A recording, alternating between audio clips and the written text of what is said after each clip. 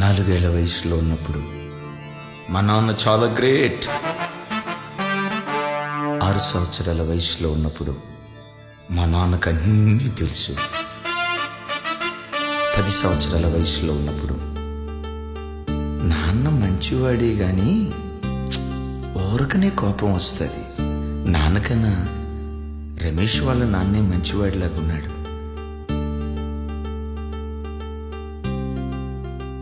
12 సంవత్సరాల వయసులో ఉన్నప్పుడు చిన్నప్పుడు నాన్నకు నేనంటే ఇష్టంగా ఉండేది.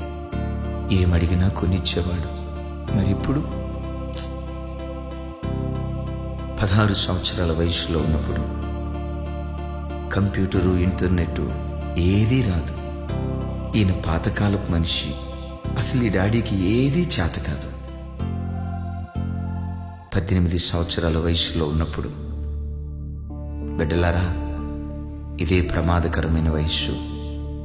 18 సంవత్సరాల వయసులో ఉన్నప్పుడు అబ్బా, ఈయనకు రోజు రోజుకు చాదస్తం పెరిగిపోతుంది. ఒక్క మాటకు అర్థం ఉండదు, ఒక్క మాట అర్థం చేసుకోడు.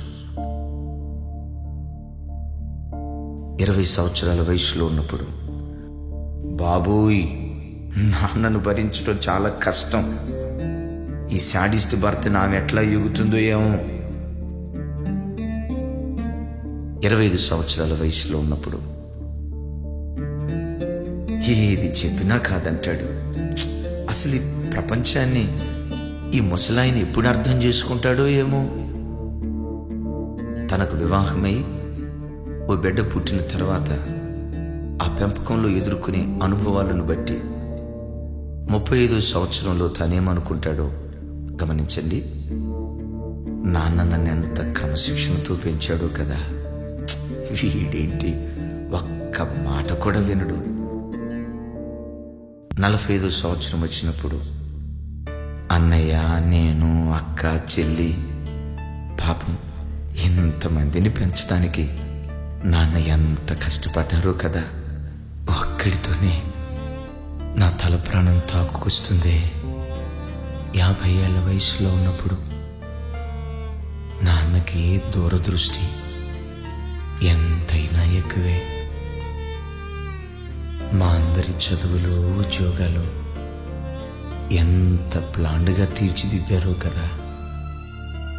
ఇలాంటి మనుషులు చాలా అరుదుగా ఉంటారే. 60 ఏళ్ల వయసులో ఉన్నప్పుడు మా నాన్న చాలా గ్రేట్. చూసారా, తను 4 ఏళ్ల వయసులో ఉన్నప్పుడు